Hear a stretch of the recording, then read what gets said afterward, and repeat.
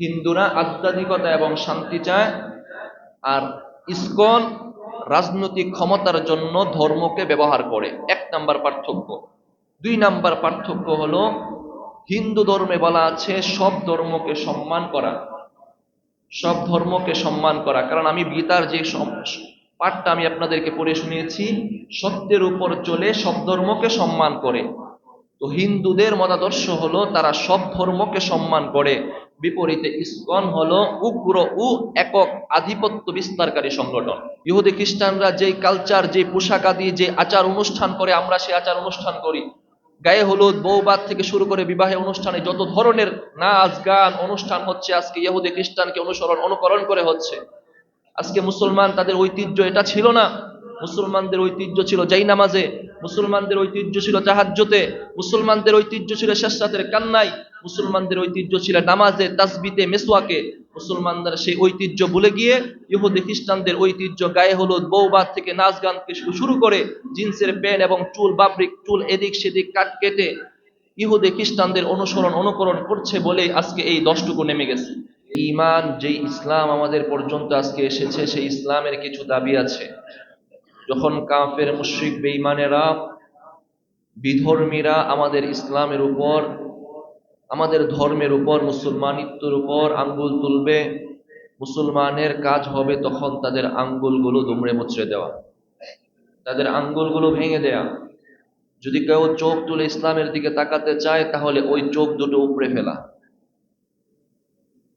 বিগত 2-3 দিনে আমরা দেখেছি একটি সংগঠন, ইসকন নামে একটি সংগঠন, মুসলমানের, আমাদের এক ভাইয়ের তাজা প্রাণটা কেড়ে নিয়েছে। সাথে সাথে আমাদের অসংখ্য ভাইয়ের রক্ত জড়িয়েছে। কেন, কি কারণে হলো? তাদের তৎপরতা, অপতৎপরতা, সংগঠনের উদ্দেশ্য, মূল লক্ষ্য কি? আজকে 4টি পয়েন্ট আলোচনা শুনবো। 1 নম্বরে শুনবো এই দলটার সাথে বিধর্মীদের কি সম্পর্ক, পরিচয়টা কি, আর বিধর্মীদের সাথে তাদের মতাদর্শের পার্থক্যটা কি। 2 নম্বরে জানবো এই সংগঠনটার ষড়যন্ত্র আমাদের উপর কিভাবে করছে, তারা কি ষড়যন্ত্রগুলো করছে। 3 নম্বরে আমরা জানবো এদের ষড়যন্ত্রের মোকাবেলায় আমাদের মুসলমানদের করণীয় কি। 1 নম্বর, এই যে সংগঠনটা ইসকন, ইসকনের নাম আপনারা শুনেছেন না? শুনেন নাই? না শুনলে এখন শুনেন। এই ইসকন যে সংগঠনটা আছে, এটা হলো শর্ট সংখ্যা। এটার ফুল মিনিং হলো international society of Krishna consciousness. International society of Krishna consciousness. এটা প্রতিষ্ঠা হয় 1966 সালে নিউ ইয়র্কে। এর প্রতিষ্ঠাতা যে তিনি হলেন শীল প্রভুপাদ, একজন হিন্দু শীল প্রভুপাদ 1966 সালে নিউ ইয়র্কে এটা প্রতিষ্ঠা করেন, এই সংগঠনটা। এখন আমাদেরকে বুঝতে হবে, যেহেতু এই একজন হিন্দু এই সংগঠনটা প্রতিষ্ঠা করে, হিন্দুরা কি এর সাথে জড়িত, নাকি কোনো মতাদর্শের পার্থক্য আছে? 2টা জিনিস দাঁড়িয়ে গেল। একটা হলো হিন্দুত্ববাদী সংগঠন এই ইসকন, আরেকটা হলো যেহেতু হিন্দুরা এটা প্রতিষ্ঠা করেছে, হিন্দুদের একজন গুরু, তাহলে হিন্দুদের মতাদর্শ কি। হিন্দু ধর্মের যে পরিচয়, আপনি যদি কোনো ধর্মের পরিচয় জানতে চান, তাহলে ওই ধর্মের যে ধর্মীয় কিতাব আছে, ওই কিতাব আপনাকে খুঁজতে হবে। আপনি যদি ইসলাম সম্পর্কে জানতে চান, তাহলে ইসলাম সম্পর্কে কোরআন আপনাকে খুঁজতে হবে। আপনি যদি হিন্দু ধর্ম সম্পর্কে রিসার্চ করতে চান, তাহলে হিন্দু ধর্মের যে ধর্মীয় কিতাব আছে, গীতা, বেদ, উপনিষদ, ওদের যে ধর্মীয় কিতাবগুলো আছে, ওইগুলো আপনাকে পড়তে হবে। আপনি যদি খ্রিস্টান ধর্ম সম্পর্কে জানতে চান, তাহলে জাবুর পড়তে হবে। আপনি যদি ইহুদি ধর্ম সম্পর্কে জানতে চান, তাহলে তাওরাত কিতাব পড়তে হবে। এখন আমি হিন্দু ধর্মে যদি আমি দেখতে চাই হিন্দু ধর্মের মতাদর্শ কি, তারা কোন আদর্শের উপর সংগঠিত, তাহলে আপনাকে দেখতে হবে তাদের একটি পাঠিতব্য কিতাব হলো ভগবত গীতা। এই ভগবত গীতার 18 নম্বর খণ্ডের 62 নম্বর পৃষ্ঠার মধ্যে বলা আছে যে যেই ব্যক্তিটা সত্যের উপর চলে, নিজ ধর্ম প্রতিষ্ঠা করতে চায় সে সুখ শান্তি সমৃদ্ধি লাভ করবে।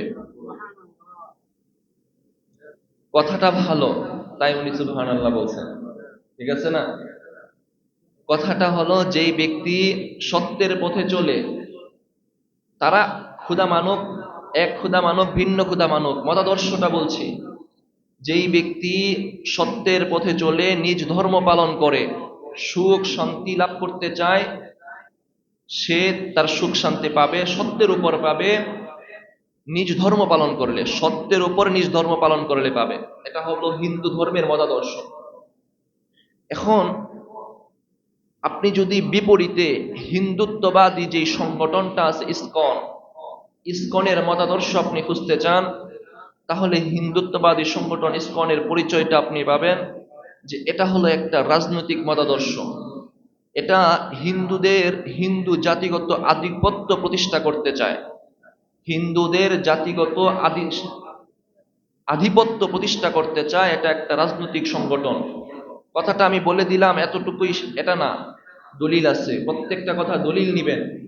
এই যে তারা একটা রাজনৈতিক সংগঠন হিন্দুত্ববাদীদের অধিকার প্রতিষ্ঠা করতে চায়, এর দলিল উদাহরণ হলো তাদের একজন গুরু বিনায়ক দমোদর সভারকার, নাম খুব কঠিন, বিনায়ক দমোদর সভারকার। সে তার একটি গ্রন্থ হু ইজ দ্য হিন্দু গ্রন্থে সে লিখেছে যে হিন্দু ঐক্য প্রতিষ্ঠার জন্য, হিন্দুদের ঐক্য প্রতিষ্ঠার জন্য রাজনৈতিক ঐক্য জরুরি। হিন্দুদের ঐক্য প্রতিষ্ঠার জন্য রাজনৈতিক ঐক্য জরুরি, তাই রাজনৈতিক ঐক্যের জন্য এই ইসকনের প্রতিষ্ঠা। এই রাজনৈতিক সংগঠন ইসকন যে প্রতিষ্ঠা হয়েছে, তাদের দাবি হলো এটা হিন্দুদের অধিকার প্রতিষ্ঠা করা। এই দাবির উপরই ক্ষান্ত তারা, এতটুকুই শেষ না। ভারতের একটি উগ্রবাদী সংগঠন আরএসএস নাম শুনেছেন? নাম না শুনলে আজকে শুনে নেন, কারণ ভারত হলো হিন্দুদের প্রধান রাজ্য। প্রায় 180 কোটি মানুষ, 20 কোটি বা 22 কোটি ছাড়া বাকি সবাই হিন্দু। তো ওখানে ভারতের যে হিন্দুত্ববাদী সংগঠন আরএসএস অথবা বিশ্ব হিন্দু পরিষদ বিএইচপি এবং ভারতের বর্তমান যে সরকার, নৈরাজ্যবাদী সরকার বিজেপি, এই বিজেপি সরকার দ্বারা এই সংগঠনটা পরিচালিত হচ্ছে। এটা হলো ইসকনের পরিচয়। আর হিন্দুদের পরিচয় আমরা পূর্বে জেনেছি। এখন হিন্দুদের পরিচয় ইসকন, হিন্দুত্ববাদী সংগঠন ইসকনের পরিচয়, এই দুইটাকে যদি আমি পাশাপাশি রাখি, মূল পার্থক্যের জায়গা আছে দুইটা করে পার্থক্যের জায়গা এসে যায়। হিন্দুদের মতো পার্থক্য হলো তারা আধ্যাত্মিকতার জায়গা দিয়ে এগিয়ে যেতে চায়। আধ্যাত্মিকতা, একটা প্রভুর সেবা করে, প্রণাম করে আধ্যাত্মিকতার জগতে এগিয়ে যেতে চায়, শান্তি চায়, আধ্যাত্মিকতা এবং শান্তি চায়। বিপরীতে ইসকনের মতাদর্শ হলো তারা রাজনৈতিক ক্ষমতার জন্য ধর্মকে ব্যবহার করে। হিন্দুরা আধ্যাত্মিকতা এবং শান্তি চায়, আর ইসকন রাজনৈতিক ক্ষমতার জন্য ধর্মকে ব্যবহার করে। 1 নাম্বার পার্থক্য। 2 নাম্বার পার্থক্য হলো হিন্দু ধর্মে বলা আছে সব ধর্মকে সম্মান করা। কারণ আমি গীতার যে পাঠটা আমি আপনাদেরকে পড়ে শুনিয়েছি, সত্যের উপর চলে সব ধর্মকে সম্মান করে। তো হিন্দুদের মতাদর্শ হলো তারা সব ধর্মকে সম্মান করে। বিপরীতে ইসকন হলো উগ্র ও একক আধিপত্য বিস্তারকারী সংগঠন। পার্থক্য হলো না? হিন্দুরা সব ধর্মকে সম্মান করে, যদিও করে না করে সেটা ভিন্ন কথা, কিন্তু তাদের ধর্মীয় কিতাবের মধ্যে এটা আছে। আমি আপনাদেরকে পড়ে শুনিয়েছি, ভগবত গীতার 18 নম্বর খণ্ডের 62 নম্বর পৃষ্ঠার মধ্যে এটা আছে যে হিন্দুরা সব ধর্মকে সম্মান করে, সত্যের উপরে চলে। বিপরীতে ইসকন এটা একটি উগ্রবাদী সংগঠন, নিজেদের আধিপত্য বিস্তার করতে চায়। এই হলো মতপার্থক্যের জায়গা। এই হলো হিন্দু এবং হিন্দুত্ববাদী সংগঠন ইসকন এর দুইটার পার্থক্যের জায়গা। এবার আপনি আসুন 2 নাম্বার এই ইসকন এবং হিন্দুত্ববাদী উগ্র সংগঠনের ষড়যন্ত্রগুলো কি কি? পুরো বিশ্বব্যাপী ওরা ষড়যন্ত্র করে বেড়াচ্ছে। শুধু ভারত বাংলাদেশ নয়, পুরো বিশ্বে ওরা কি কি ষড়যন্ত্র করছে। এক নাম্বার তাদের ষড়যন্ত্রের দিকটা হলো ধর্মীয় বিদ্বেষ ছড়ানো। তারা ধর্মীয় বিদ্বেষ ছড়ায় কিভাবে? হিন্দুত্ববাদী যে সংগঠনগুলো আছে ভারতে মুসলমানদের ধর্মীয় আচার অনুষ্ঠান সংস্কৃতি এগুলোকে নিষিদ্ধ করছে। এই ভারতীয় মুসলমানদেরকে ভারতের সংস্কৃতির সাথে মানানসই নয় এটা বলে বেড়াচ্ছে। কিভাবে? এর দলিল কি? এই যে বললাম, এই হিন্দুত্ববাদী সংগঠনটা ভারতে মুসলমানদেরকে ভারতের সংস্কৃতির সাথে মানানসই নয় এটা বলছে। দলিল হলো আরএসএস এর প্রধান মোহন ভাগবত। আরএসএস এর যে প্রধান মোহন ভাগবত, সে বলছে যে মুসলমানগণ ভারতীয় সংস্কৃতি এর সাথে মানানসই নয়, এটা তার কথা। এর উদাহরণস্বরূপ তারা 2020 সালে দিল্লিতে একটি দাঙ্গা হয়েছিল, বিশাল দাঙ্গা। ওই দাঙ্গার মধ্যে মুসলমানদেরকে ব্যাপকভাবে ঘরবাড়ি পুড়িয়ে দেওয়া হয়েছিল। দেখেন, একটু যখন জের উঠে, একটা আবদার উঠে, তখন এটাকে কেন্দ্র করে মুসলমানদের দিল্লিতে ব্যাপক ঘরবাড়ি পুড়িয়ে দেওয়া হয়েছিল 2020 সালে। এই বিদ্বেষ পরস্পর মুসলমান হিন্দু চলবে, মনুষ্যত্বের ভিত্তিতে চলবে, মানুষ মানুষ চলবে। তারাও মানুষ, আমরাও মানুষ। আমাদের ধর্মেও তাদেরকে তারা যদি নিজ ধর্ম মানে আমাদের উপর কোনো আক্রমণ না করে নিরাপত্তার কথা আছে। তাদের ধর্মেও কথা আছে যে সব ধর্মকে সম্মান করা হবে। আমাদের মুসলমানেও হিন্দুদেরকে আশ্রয় দেওয়ার কথা আছে, আক্রমণ করার কথা নয় আগ বাড়িয়ে। হিন্দুদের ধর্মেও আছে যে তারা সব ধর্মকে সম্মান করে। বিপরীতে হিন্দুত্ববাদী সংগঠন ইসকন, তারা মুসলমান এবং হিন্দু এই দুই দলকে পরস্পর সাংস্কৃতিক বিরোধী সংগঠন, বিরোধী দল মনে করে পরস্পর দাঙ্গা বাঁধিয়ে দিচ্ছে। দলিল দিয়েছিলাম, তাদের আরএসএস এর প্রধান এটা বলেছিল। এই কথার ভিত্তিতে 2020 সালে দিল্লি দাঙ্গায় মুসলমানদের ব্যাপক ঘর বাড়িকে আগুনে জ্বালিয়ে দেওয়া হয়েছিল। এক নাম্বার তাদের ষড়যন্ত্র। দুই নাম্বার তাদের ষড়যন্ত্র হলো তারা বৈষম্যমূলক আইন প্রতিষ্ঠা করে। বৈষম্যমূলক আইন, হিন্দুদের জন্য যে আইন, মুসলমানদের জন্য ভিন্ন আইন প্রতিষ্ঠা করে। কোথায়, কিভাবে তারা করেছে? নাগরিকত্ব সংশোধনী একটা আইন আছে, সিএএ, পুরো বিশ্বব্যাপী যে সংগঠন, নাগরিকত্ব সংশোধনী আইন। আরেকটা হলো জাতীয় নাগরিক পঞ্জি, এনআরসি। সিএএ এবং এনআরসির মাধ্যমে মুসলমানদের নাগরিকত্ব বাতিল করার জন্য ইন্ডিয়াতে মুসলমানদের নাগরিকত্ব বাতিল করার জন্য ব্যাপকভাবে আন্দোলন করেছে, ব্যাপকভাবে প্রস্তাব দিয়েছে। এর প্রতিফলতে সিএএ এর মাধ্যমে বলা হয়েছে যে ভারতে হিন্দু, শিখ, বৌদ্ধ, খ্রিস্টান এবং কোনো ফার্সি শরণার্থী আশ্রয় পাবে। কথাটা বুঝবেন, হিন্দু, শিখ, খ্রিস্টান, ইহুদি, ফার্সি এরকম শরণার্থী ভারতে আশ্রয় পাবে। এই 5টা নামের মধ্যে মুসলমান নাম আছে নাই। এই মুসলমান নামটা যখন ইচ্ছা করে বাদ দিয়ে দিল, বোঝা গেল বৈষম্যের আইন এই হিন্দুত্ববাদী সংগঠনটা প্রণয়ন করতে চেয়েছে। একটা ইচ্ছাকৃতভাবে এই নামটাকে বাদ দিয়ে দিয়েছে। আপনি যদি বৈষম্য রাখতে চান, বাদ দিতে চান, তাহলে এই নামটাকে আপনি রাখতে হবে। মুসলমান নামটাকে বাদ দিয়ে কেমন যেন একটা বৈষম্যের আইন তারা করে দিয়েছে, বৈষম্যের আইন করে দিয়েছে। এর ভিত্তিতে শুধু যে সিএএ এর মাধ্যমে এই মুসলমানদের নাগরিকত্ব বাতিল করার আবেদন করেছে, আবেদনটুকুই শেষ নয়। এর কারণে আসামের মধ্যে, ভারতের আসামে এনআরসিসির মাধ্যমে লক্ষাধিক মুসলমানের নাগরিকত্ব বাতিল হয়ে গেছে। এই তাদের ষড়যন্ত্র। দেখবেন পুরো বিশ্বে এখন মুসলমানদেরকে নিধন করার জন্য ব্যাপকভাবে ইহুদি খ্রিস্টানরা, হিন্দুত্ববাদী সংগঠনগুলো যারা আছে তারা কাজ করতেছে। যারা ইহুদি খ্রিস্টানদের রাজ্যে, ইউরোপ কান্ট্রিতে ভিজিট করেন, দেখবেন ওই দেশে যারা নাগরিকত্ব নিতে চায়, নাগরিকত্ব নেওয়ার প্রধান সবচেয়ে সহজ একটা মাধ্যম হলো, আপনি যদি বলেন যে আমি আমার মুসলমান দেশে, আমি মুসলমান থেকে খ্রিস্টান হয়ে গেছি অথবা হিন্দু হয়ে গেছি, আমাকে আমার দেশে এখন আর নাগরিকত্ব দিচ্ছে না, আমাকে অত্যাচার করছে, তখন তারা সহজে আপনাকে নাগরিকত্ব দেবে। কি বলতে হবে? আপনি শুধু আপনার ঈমানটা বিক্রি করতে হবে। আপনি শুধু আপনার ঈমানটা বিক্রি করতে হবে। এর মাধ্যমে অসংখ্য মানুষ ইহুদি দেশে নাগরিকত্ব নিচ্ছে। এই জায়গাটা এখন ইজি হয়ে গেছে। আরো কয়েকটা মাধ্যম আছে, সময় নাই তাই বলতে পারছি না, শুধু তাদের ষড়যন্ত্র দিকগুলো তুলে ধরছি। 2 নাম্বার গেল বৈষম্যমূলক আইন তারা প্রণয়ন করছে। 3 নাম্বার, ধর্মীয় স্থানগুলো তারা ধ্বংস করে দিচ্ছে। ধর্মীয় স্থানগুলো তারা বেছে বেছে ধ্বংস করে দিচ্ছে। আপনারা জানেন ভারতে বাবরি মসজিদকে শহীদ করা হয়েছে। পাঞ্জাবে মুসলমানদের ঐতিহ্যের 2018 সালে মুসলমানদের ঐতিহ্যের বিশাল মসজিদকে শহীদ করে দিয়েছে। শুধু ইন্ডিয়াতেই, আমাদের দেশে কি এটা করছে না? পরশুদিন, গত 3 দিন আগে চট্টগ্রামে আমাদের মসজিদের উপর আক্রমণ করা হয়েছে।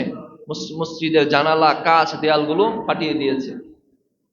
কতটা উগ্রবাদী এই সংগঠনগুলো, কতটা উগ্র জঙ্গি সংগঠন যে তারা মুসলমানদের স্থাপনা, উপাসনালয়, ইবাদতের জায়গাগুলো, মসজিদগুলোকে শহীদ করে দিচ্ছে। 3 নাম্বার তাদের এই ষড়যন্ত্র। 4 নাম্বার ষড়যন্ত্র হলো অর্থনৈতিক ও সামাজিকভাবে মুসলমানদেরকে হেনস্থ করা, নিম্নগামী করে দেয়া, অর্থনৈতিকভাবে মুসলমানদেরকে ধস নামিয়ে দেওয়া। কিভাবে তারা করছে? ভারতে একটা দাবি উঠেছিল যে গুজরাটে মুসলমান ব্যবসায়ীগণ গরুর গোশত বিক্রি করে। এই দাবির ভিত্তিতে অসংখ্য মুসলমানদের ব্যবসায়িক প্রতিষ্ঠানগুলো জ্বালিয়ে পুড়িয়ে দেওয়া হয়েছে। অসংখ্য মুসলমানদের।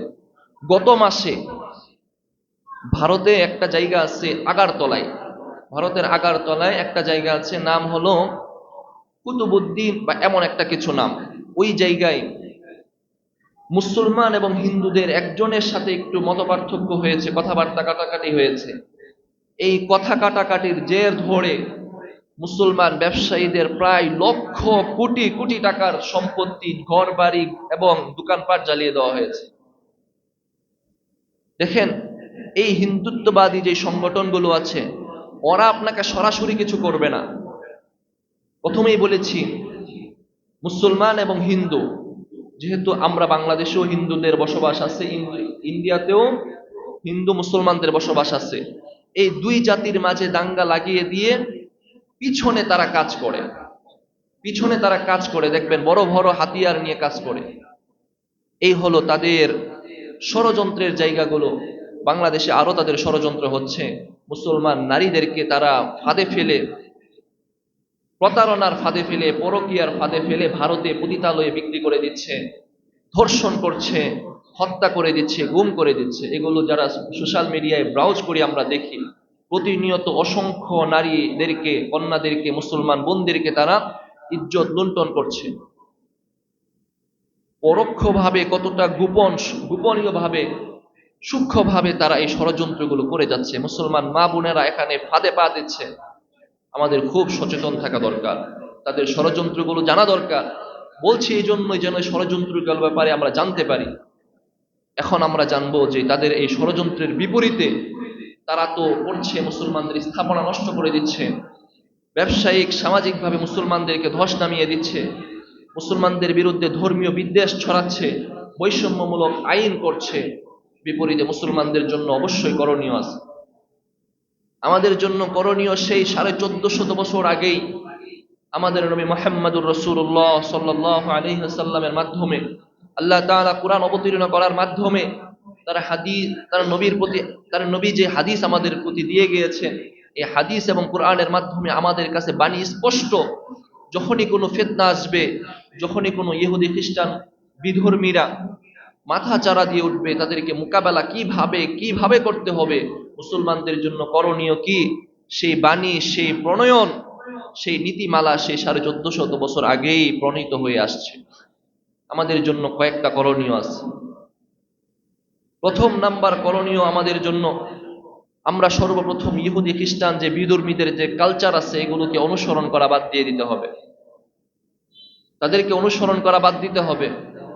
আজকে আমাদের যুবকরা ইহুদি খ্রিস্টানরা যেইভাবে চুল কাটে সেইভাবে চুল কাটি, তারা যে জিন্সের প্যান্ট পরে আমরাও সেই জিন্সের প্যান্ট পরি। ইহুদি খ্রিস্টানরা যেই কালচার, যে পোশাক আদি, যে আচার অনুষ্ঠান করে আমরা সেই আচার অনুষ্ঠান করি। গায়ে হলুদ, বৌবাদ থেকে শুরু করে বিবাহে অনুষ্ঠানে যত ধরনের নাচ গান অনুষ্ঠান হচ্ছে আজকে ইহুদি খ্রিস্টানকে অনুকরণ করে হচ্ছে। আজকে মুসলমান তাদের ঐতিহ্য এটা ছিল না। মুসলমানদের ঐতিহ্য ছিল জাই নামাজে, মুসলমানদের ঐতিহ্য ছিল তাহাজ্জুদে, মুসলমানদের ঐতিহ্য ছিল শেষ রাতের কান্নায়, মুসলমানদের ঐতিহ্য ছিল নামাজে, তাসবিতে, মেসওয়াকে। মুসলমানদের সেই ঐতিহ্য ভুলে গিয়ে ইহুদি খ্রিস্টানদের ঐতিহ্য গায়ে হলুদ, বৌবাদ থেকে নাচ গান থেকে শুরু করে জিন্সের প্যান্ট এবং চুল বাবরিক চুল এদিক সেদিক কাট কেটে ইহুদি খ্রিস্টানদের অনুকরণ করছে বলে আজকে এই দশটুকু নেমে গেছে। প্রথম নাম্বার আমাদের করণীয় হলো তাদের অনুকরণ বাদ দিতে হবে। সুনানে আবি দাউদের 4331 নম্বর হাদিসে আল্লাহর হাবিব সাল্লাল্লাহু আলাইহি ওয়াসাল্লাম ফরমান, মান তাশাব্বাহা বিকওমিন ফাহুয়া মিনহুম, যেই জাতির অনুসরণ করবে সে কিয়ামতের দিন ওই জাতির অনুসরণীয় ব্যক্তি হিসাবে উঠবে। এখন আপনি আমি কোনটা অনুসরণ করব? রাসূলের আদর্শ সুন্নাহকে অনুসরণ করব, নাকি ইহুদি খ্রিস্টানদের এই বিদুর্মীদের এই রীতিনীতি কালচারকে অনুসরণ করব? নিজেদের আকলের উপর ছেড়ে দিলাম। 2 নাম্বার, আমরা রাসূল সাল্লাল্লাহু আলাইহি ওয়াসাল্লাম সারাটা জীবন ইহুদি খ্রিস্টানদের বিপরীতে আমল করে গেছে। আমরাও ইহুদি খ্রিস্টানদের বিপরীত আমল করতে হবে। প্রথম কথাটারই অনেকটা সামঞ্জস্যপূর্ণ কথা এটা। রাসূল যত আমল করেছেন সব আমলের ক্ষেত্রে ইহুদিদের বিরুদ্ধাচরণ করেছেন। রাসূল যখন মদিনায় হিজরত করলেন, দেখলেন ইহুদিরা আশুরার দিন রোজা রাখে। রাসূল বললেন যে রোজা রাখা ভালো কাজ, কিন্তু ইহুদিদের বিরুদ্ধাচরণ করতে হবে। আশুরার দিনও রাখবো, তার আগে পরে আরেক দিন রাখবো, মানে ইহুদিদের সাথে অনুসরণ যেন না হয়। রাসূল সাল্লাল্লাহু আলাইহি ওয়াসাল্লাম দেখলেন যে ইহুদিরা যেই কাজগুলো করে সবগুলো তাদের বিরুদ্ধাচরণ করলেন। আমরাও আমলের ক্ষেত্রে বিরুদ্ধাচরণ করব, ইহুদিরা যেটা করে না। একটা হাদিস সহিহ ইবনে খুজাইমার 2095 নম্বর হাদিস, রাসূল সাল্লাল্লাহু আলাইহি ওয়াসাল্লাম এই আশুরা রোজা যে রাসূল সাল্লাল্লাহু আলাইহি ওয়াসাল্লাম একদিন আগে পরে বাড়িয়ে রেখেছেন এর কথাটা এসেছে। আবু দাউদের 652 নম্বর হাদিস, আল্লাহর হাবিব সাল্লাল্লাহু আলাইহি ওয়াসাল্লাম ফরমান যে খালিফুল ইয়াহুদা ফাইন্নাহুম লা ইউসাল্লুনা ফি নিআলিহিম ওয়ালা খিফাফিহিম, ইহুদিদের অনুসরণ করা বাদ দাও, কেননা তারা জুতা এবং মোজা পরে নামাজ পড়ে না, তারা এটা খুলে নামাজ পড়ে। ইহুদিরা মোজা পরে নামাজ পড়ে না, এজন্য মোজা পরে নামাজ পড়া এটা মুসলমানদের একটা ঐতিহ্য। মোজার উপর মাসাহ করা এটা মুসলমানদের একটা সুন্নাহ। 2 নাম্বার, আমাদেরকে ইহুদিদের আমল বর্জন করতে হবে। 3 নাম্বার, আমাদের এখন বর্তমানে বেশি আগ্রহ যেটা জন্মায় ইহুদিদের দেশে নিজেদের নাগরিকত্ব পাওয়া। এটা আমাদের প্রত্যেকটা যুবকের লালিত স্বপ্ন হয়ে গেছে যে আমি যদি কোনোভাবে ওই দেশের নাগরিকত্ব পাই, কার্ড পাইতে পারি, তাহলে এটা আমার জন্য সৌভাগ্য মনে করছি। আর আমরাও এটাকে খুব সৌভাগ্যের আলামত হিসাবে মেনে নিচ্ছি। যদি কোনো ইউরোপ সেটেল ব্যক্তি হয়, আমেরিকায় সেটেল ব্যক্তি হয়, তাহলে নিজেদের কন্যাকে বিবাহ দেওয়ার জন্য উঠে পড়ে লাগছে। সরকারি চাকরি নকরির মতো হয়ে গেছে। অথচ এটার ব্যাপারে রাসূল সাল্লাল্লাহু আলাইহি ওয়াসাল্লাম খুব বড় হুঁশিয়ারি বাণী দিয়ে গিয়েছেন।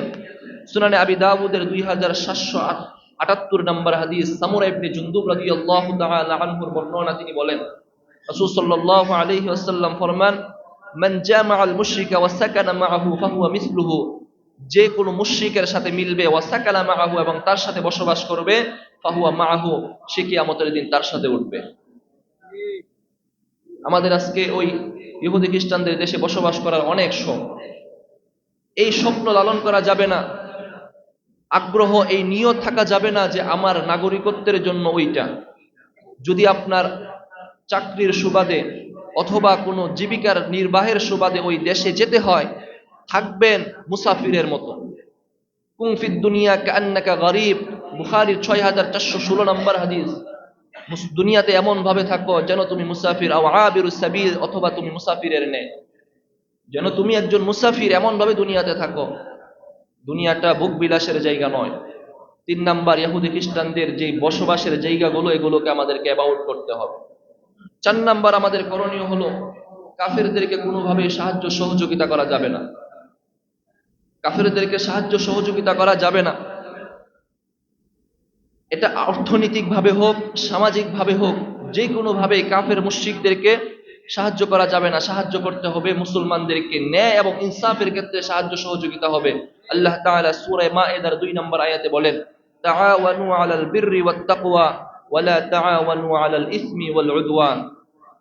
তোমরা একে অপরকে সাহায্য করো নেক এবং ইনসাফের ক্ষেত্রে, জুলুম এবং অন্যায়ের ক্ষেত্রে একে অপরকে সাহায্য করো না।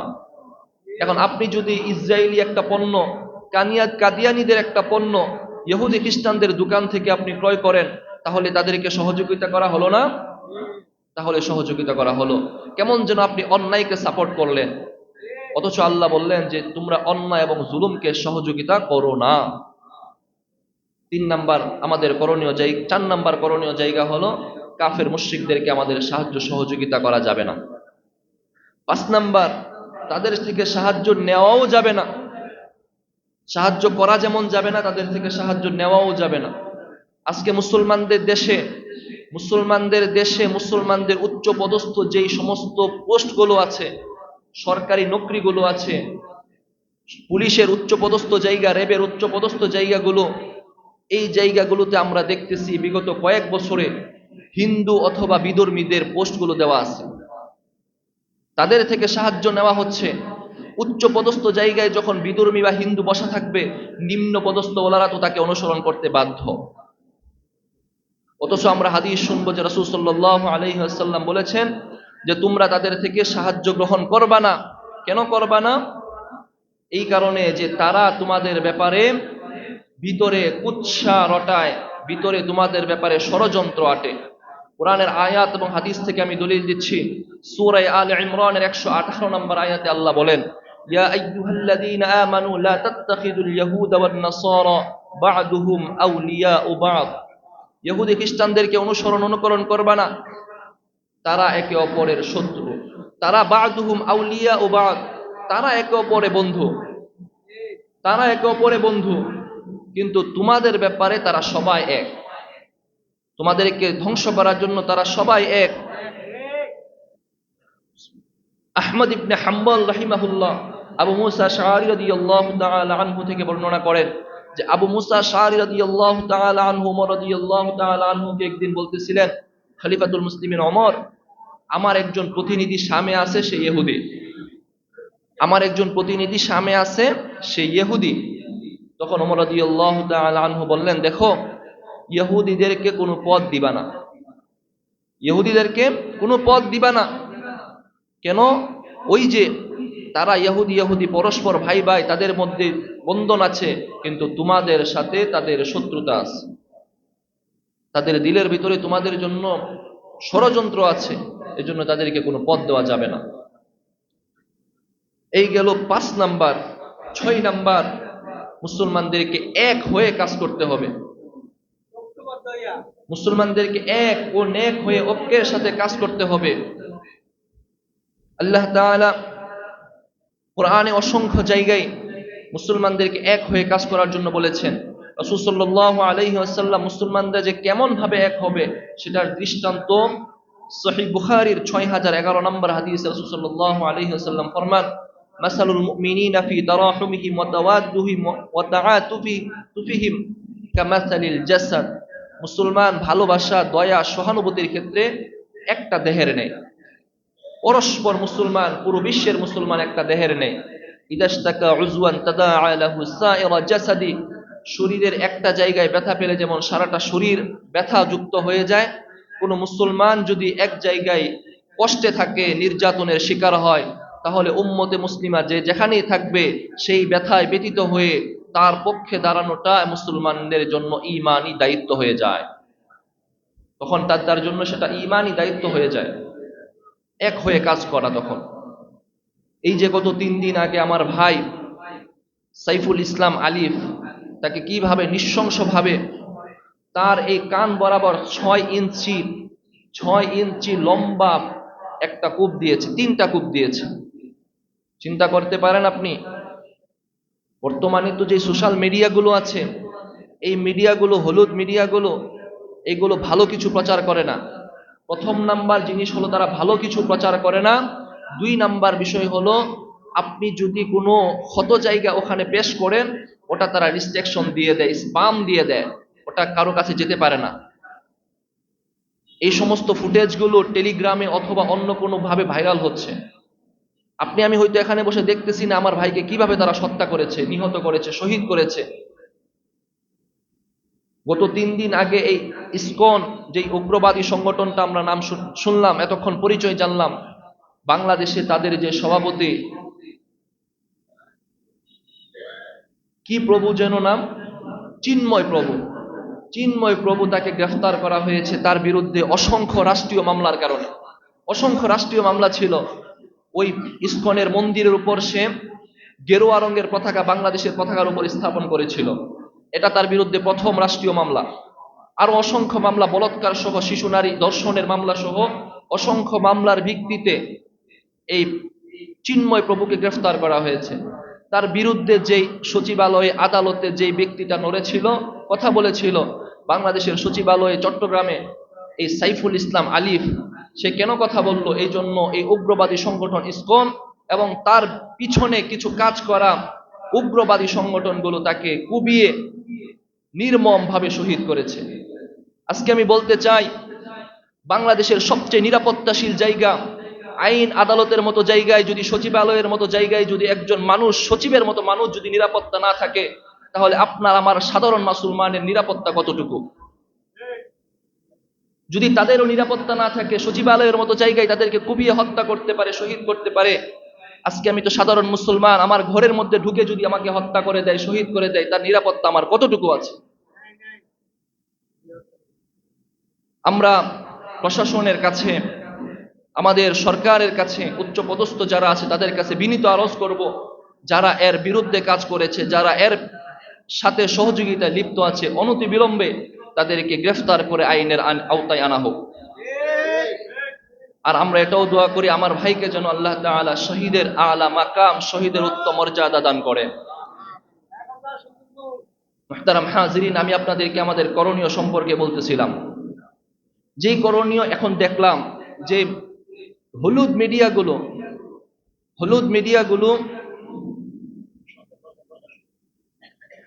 মিডিয়াগুলো আমাদেরকে এইভাবে প্রচার করছে না, মুসলমানদেরকে রিপ্রেজেন্ট করছে না। জাতীয় সংঘের যেই বাংলাদেশে যেই প্রতিনিধি আছে, একজন মহিলা হিন্দু, সে এই ঘটনাটাকে একটা পরস্পর দাঙ্গা হিসাবে পেশ করেছে। এখন আমাদের জন্য 2 নাম্বার করণীয় হবে, আরেকটি করণীয় হবে, তাদের যেই অনলাইন ভিত্তিক, অফলাইন ভিত্তিক মিডিয়া আছে, পত্রিকা আছে, ওই সবগুলোকে বয়কটের ডাক দেওয়া।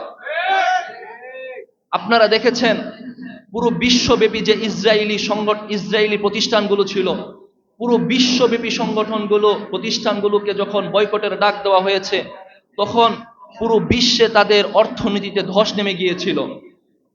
সেই জায়গায় বাংলাদেশে 90-92% মুসলমানদের দেশে বসে তারা অর্থনৈতিকভাবে, সামাজিকভাবে ব্যবসা করে, সেই অর্থ দিয়ে মুসলমানদের উপর তারা নির্যাতন, নিপীড়ন চালাবে। মুসলমানরা যদি বয়কটের ডাক দেয়, তারা হারিকেন নিয়েও পালানোর জায়গা পাবে না। সেই জন্য সেই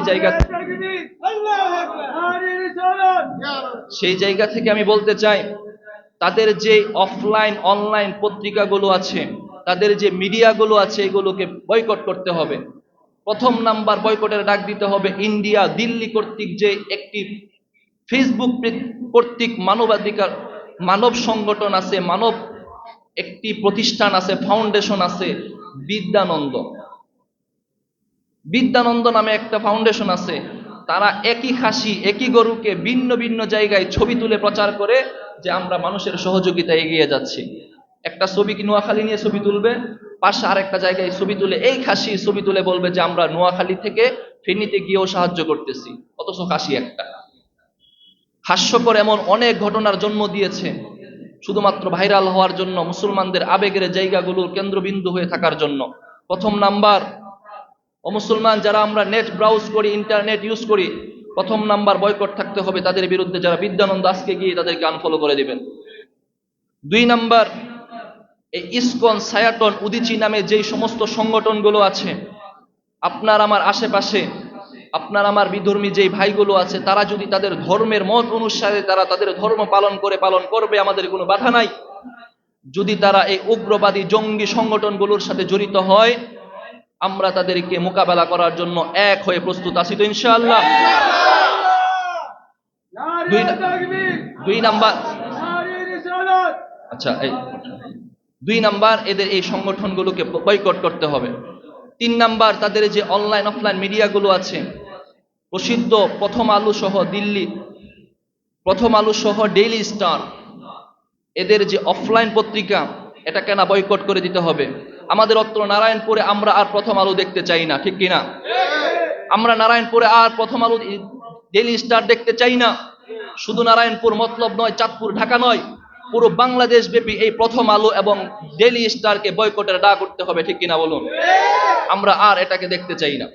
এদের যে এই সংগঠন, আর্থিকভাবে যদি তাদেরকে ধসিয়ে দেওয়া যায়, দেখবেন আর্থিক চাপে পড়ে তারা এমনি পিছু হটে যাবে। আমরা আমাদের ইতিহাস থেকে খুঁজে পাই, কাফের মুশরিকদের নির্যাতন থেকে মুসলমানরা যখন হিজরত করে মদিনায় এসেছিলেন, তখন কাফের মুশরিকেরা মুসলমানদের বিরুদ্ধে অস্ত্র এবং সামরিক সৈন্য সামঞ্জস্য এবং আর্থিক যোগান দেওয়ার জন্য আবু সুফিয়ানের নেতৃত্বে 40 জনের বাহিনীকে শামে পাঠিয়েছিল। এর জের ধরেই বদরের যুদ্ধ সংগঠিত হয়েছিল। তারা সৈন্য আর্থিক উপার্জনের জন্য, যেন আর্থিকভাবে তারা স্বাবলম্বী হয়, এজন্য শামে গিয়েছিল, যেন আর্থিকভাবে তারা ডেভেলপ করতে পারে। একটা জাতিকে ধসে নামের জন্য প্রথম নাম্বার অস্ত্র হলো তাদেরকে আর্থিকভাবে দোষী দেওয়া। যখন আর্থিকভাবে তারা স্বাবলম্বী হবে না, আর্থিকভাবে পিছু হেঁটে যাবে, তখন তাদের এমনি পিছু হটতে বাধ্য হয়ে যাবে। সর্বশেষ আমাদের করণীয় হলো, মুসলমান, তাদেরকে বয়কটের ডাক দিয়ে আল্লাহর হাবিব সাল্লাল্লাহু আলাইহি ওয়াসাল্লাম যে ভবিষ্যৎবাণী দিয়ে গিয়েছেন, ওই ভবিষ্যৎবাণী সত্য, 100 সত্য, ঠিক কিনা? রাসূল সাল্লাল্লাহু আলাইহি ওয়াসাল্লাম উম্মতের জন্য যে ভবিষ্যৎবাণী দুইটা দিয়ে গিয়েছেন, উম্মত পুরো পৃথিবীতে দুইটা যুদ্ধ করবে, দুইটা জিহাদ করবে শেষ জমানায়। একটা হবে গাজওয়াতুল হিন্দ, আর একটা হবে ইহুদিদের বিরুদ্ধে ঈসা আলাইহিস সালাতু ওয়াস সালাম দাজ্জালকে হত্যা করবে। রাসূলের ভবিষ্যৎবাণী সত্য, অকাট্য সত্য। মুসলমান যতই ঐক্য থাকো না কেন, ইহুদি খ্রিস্টানরা তোমাদের উপর আক্রমণ করবে, ইহুদি খ্রিস্টানরা মাথা চারা দিয়ে উঠবে। আর না হয় তো এই জিহাদগুলো, এই গাজওয়াগুলো সংগঠিত হবে না।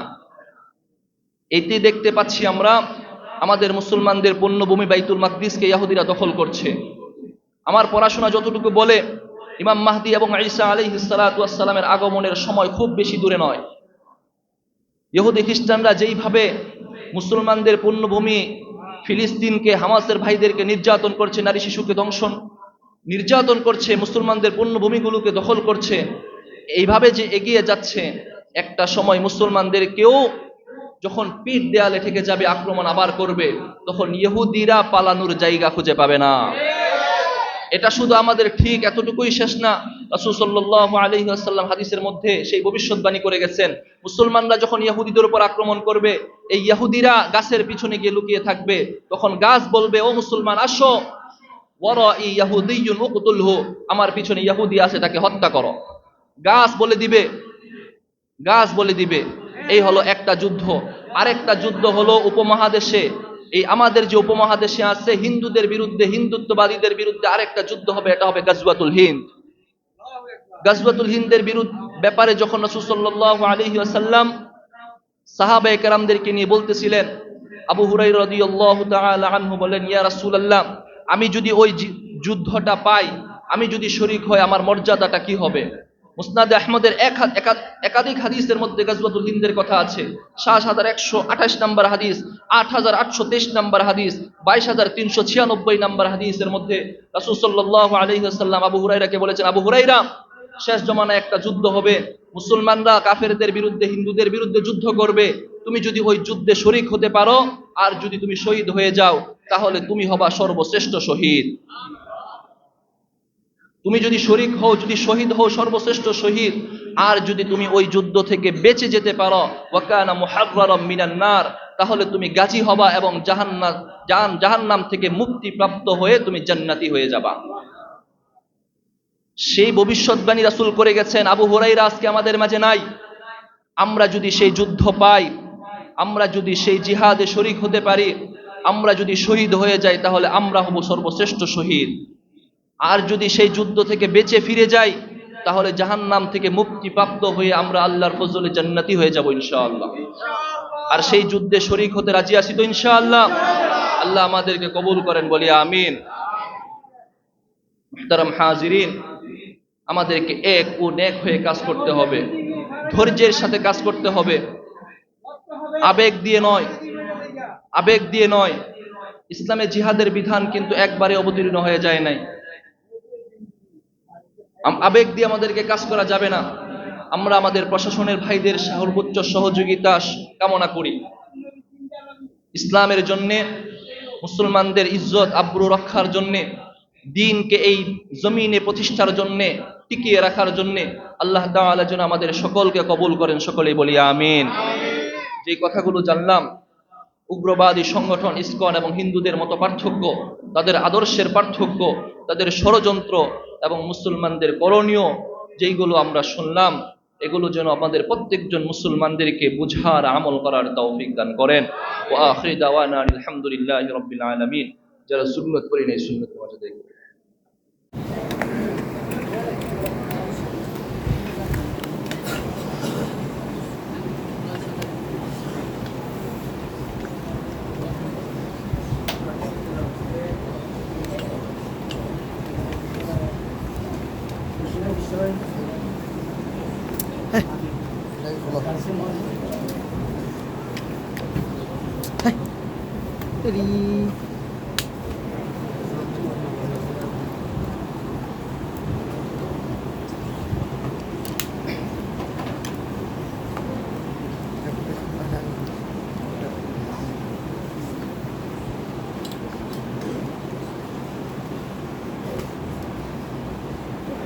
Hey.